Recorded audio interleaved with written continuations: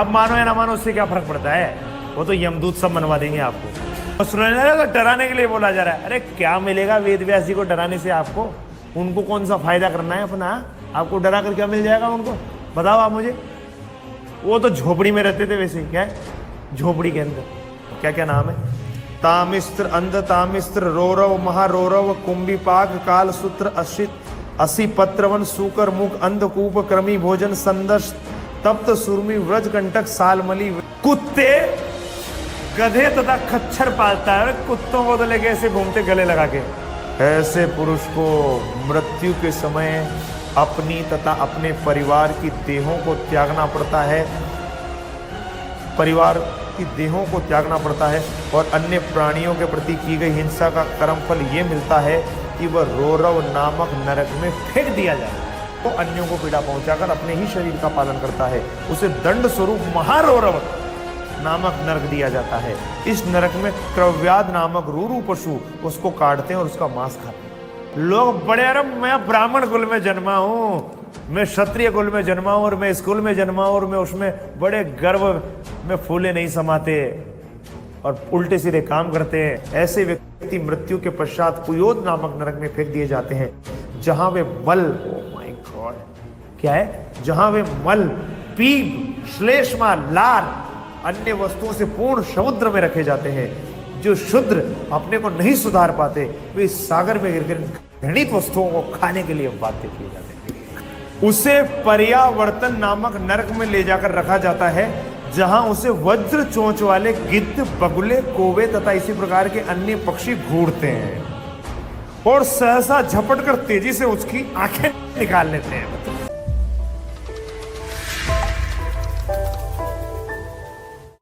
जब भी आपके दिमाग के अंदर कोई गलत विचार आ जाए, उल्टे सीधे विचार आने लग जाए, फालतू के विचार आने लग जाए, भोग के विचार आने लग जाए, तो अपने आप को सीधा अगर आप करना चाहते हो, क्या करो प्रभु जी, जब आपके आए कि आप बड़े विचलित हो रहे हो जी, मन गड़बड़ कर रहा है और बहुत गलत विचार आ रहे हैं, आप सीधा क्या करो, सुखदेव गोस्वामी जी की शरण में चले जाओ। क्योंकि सुखदेव गोस्वामी जी ने बताया कि अगर कोई गड़बड़ करता है, हमारे दिमाग के अंदर पिछले जन्मों के हिसाब से गलत विचार आ सकते हैं, कोई बड़ी चीज नहीं है। क्योंकि हमने जन्मा, हम यहाँ पर सड़ क्यों रहे इतने दिनों से, बताइए। अगर हम बहुत ही बड़े श्रेष्ठ होते तो फिर यहाँ होते क्यों, यहाँ सड़ क्यों रहे होते? सही है कि नहीं? भगवान के साथ नित्य लीलाओं में आनंद ले रहे होते हैं, नित्य लीला में आनंद ले रहे होते, पर यहाँ सड़ रहे हैं हम। इसका मतलब क्या है? तो ये ध्यान रखिए, जब विचार आए तो उन विचारों को यदि आपने संपन्न कर लिया, तो उन विचारों को संपन्न करने पे, उन विचारों को जब आप, अगर आपके दिमाग में विचार आया, अगर आपने विचारों को वहीं पे काट दिया तो दंड भुगतना पड़ेगा नहीं, क्योंकि मानसिक पाप जो है वो नहीं लगते कलयुग के अंदर, ये ध्यान रखना। परंतु मानसिक सेवा भी अगर आपने कर दी, आपने इच्छा करी मुझे भक्ति करनी है भगवान की, सीरियसली मैं भगवान का भोग लगाना चाहता हूँ, मैं उनकी पूजा करना चाहता हूँ, मुझे पूरी तरीके से भगवान की भक्ति में ही समर्पित होना है, अगर ये भी विचारों में आप डूबे हो, इसमें तल्लीन हो, उसका आपको फायदा होगा। बट कोई गलत विचार आ गया दिमाग में और अगर आपने उस विचार को वहीं पे काट दिया तो वहीं का वहीं वो खत्म हो गया, उसका दंड आपको नहीं भुगतना पड़ेगा। इसलिए शास्त्र बताते हैं अगर कोई गलत विचार आ भी जाए तो उसको आगे मत बढ़ने दो, उसको वहीं पे खत्म कर दो। तो रोकने का एक माध्यम ये भी है कि जब विचार आए तो उन विचारों को अगर आपने संपन्न कर दिया तो क्या दंड भुगतना पड़ेगा, जरा उस दंड को देखो तो एक बार। सुखदेव गोस्वामी बता रहे हैं कि क्या क्या पाप किया जाए तो उसका क्या दंड भुगतना पड़ता है। तो कानों को अच्छी तरीके से खोलने और सुने। देखिए आप, पढ़ रहा हूं प्रभु जी, है ना, बहुत जरूरी है इसको। क्या करें? सुखदेव गोस्वामी 5वें स्कंद का, श्रीमद् भागवतम का 5वां स्कंद 26वां अध्याय। महर्षि सुखदेव गोस्वामी ने उत्तर दिया, सभी नरक लोक 3 लोकों तथा गर्भोदक सागर के मध्य में स्थित हैं। वे ब्रह्मांड के दक्षिण की ओर, लोग कहते हैं स्वर्ग लोक सब यहीं पे, मूर्ख हैं ऐसे लोग। पूरी विवेचना है श्रीमद् भागवतम के अंदर 5वां स्कंद 26वां क्या है जी अध्याय, और पूरी विवेचना करी गई है। महर्षि सुखदेव, आप मानो या ना मानो उससे क्या फर्क पड़ता है, वो तो यमदूत सब मनवा देंगे आपको। नहीं मानोगे तो सब चिंता ना करो, वो मनवाएंगे। तू नहीं मानता था ना नरक लोगों को, चल तुझे मनवाते हैं, आजा। वे ब्रह्मांड के दक्षिण की ओर, भूमंडल के नीचे और गर्भोदक सागर के जल से थोड़ा ऊपर स्थित हैं। पितृलोक भी इसी गर्भोदक सागर और अधोलोकों के मध्य के प्रदेश में स्थित है, जिसमें अग्निश्वाता आदि समस्त पितृलोक के वासी परम समाधि में लीन होकर श्री भगवान का ध्यान करते हैं और सदैव अपने गोत्र परिवारों की मंगल कामना करते हैं। अब सुनो आप, कुछ विद्वान नरक लोगों की कुल संख्या 21 बताते हैं, कुछ 28।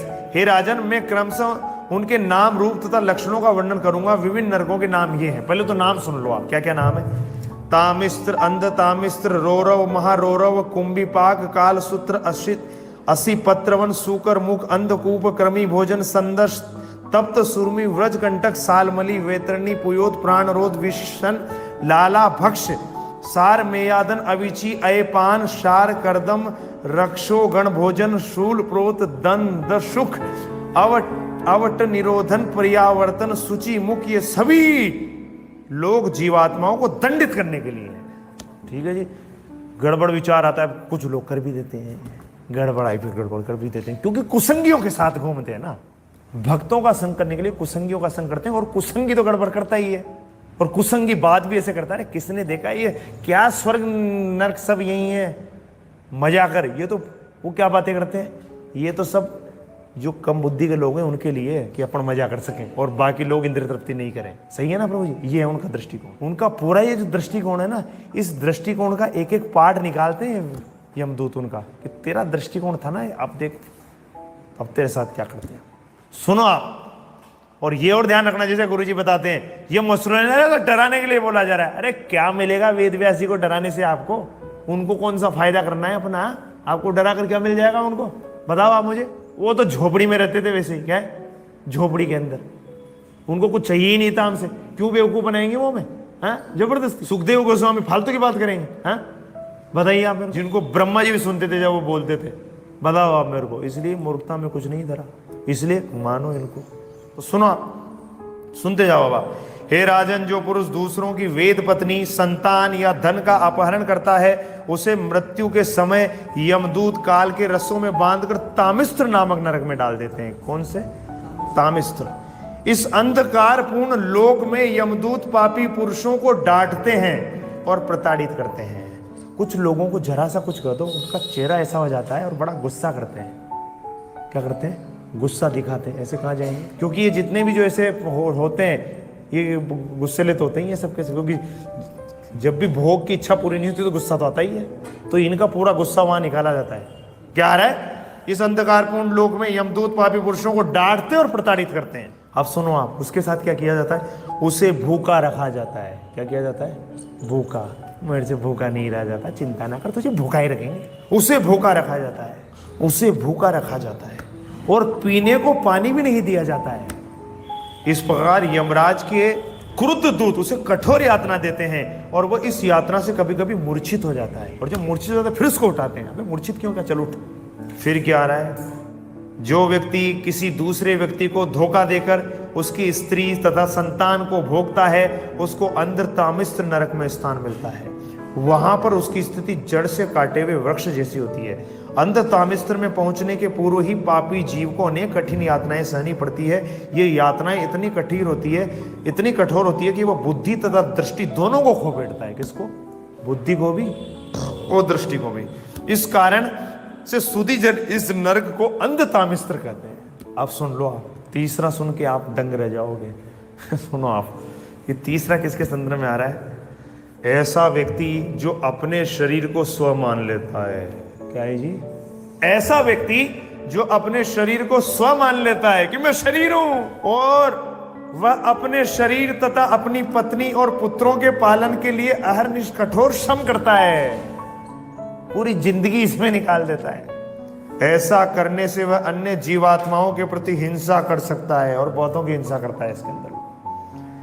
ऐसे पुरुष को मृत्यु के समय अपनी तथा अपने परिवार की देहों को त्यागना पड़ता है, परिवार की देहों को त्यागना पड़ता है, और अन्य प्राणियों के प्रति की गई हिंसा का कर्मफल ये मिलता है कि वह रोरव नामक नरक में फेंक दिया जाता है। किसके अंदर प्रभु जी? रोरव। अब आप देख लीजिए, इसीलिए तो बार बार हम पीछे लगे रहते हैं आपके। आसक्ति कृष्ण को छोड़कर अन्य कहीं मत रखना, नहीं तो रोरव में जाने को रेडी रहना। अब मैं तो हिंसा करता ही नहीं हूं। कैसे नहीं करते? करते हो हिंसा। बहुत हिंसा होती है, बहुत हिंसा होती है। चलते फिरते बहुत हिंसा करता रहता है।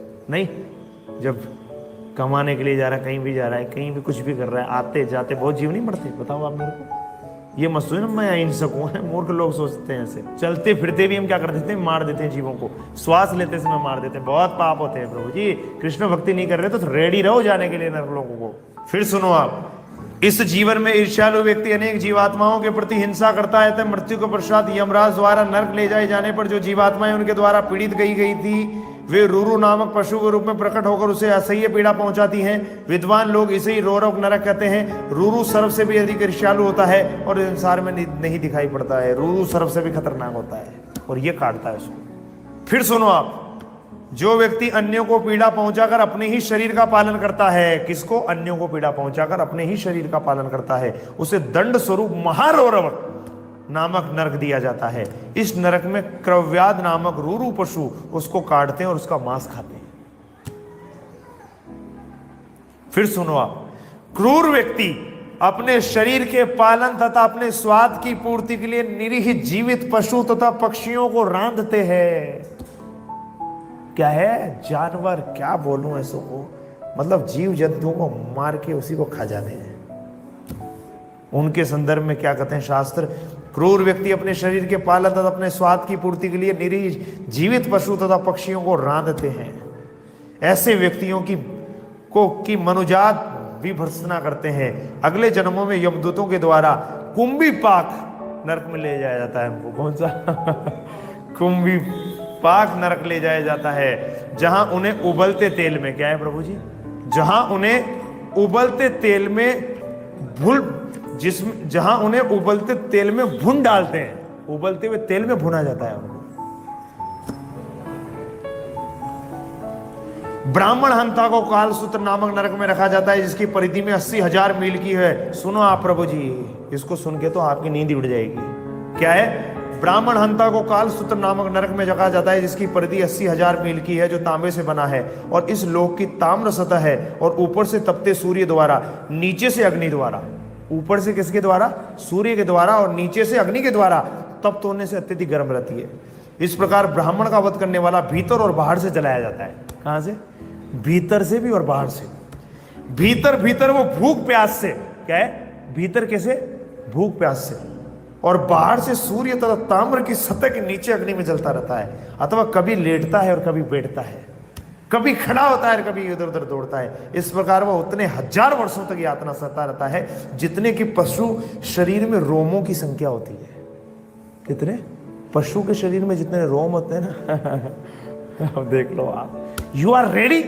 आप रेडी हो ये मन की बात सुनकर ये सब पाप करने के लिए? तो ये सब कष्टों को भोगने के लिए भी रेडी रहो।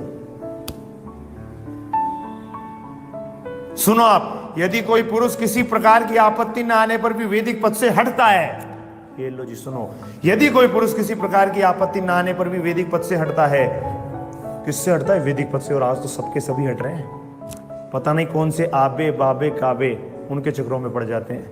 तो क्या आ रहा है?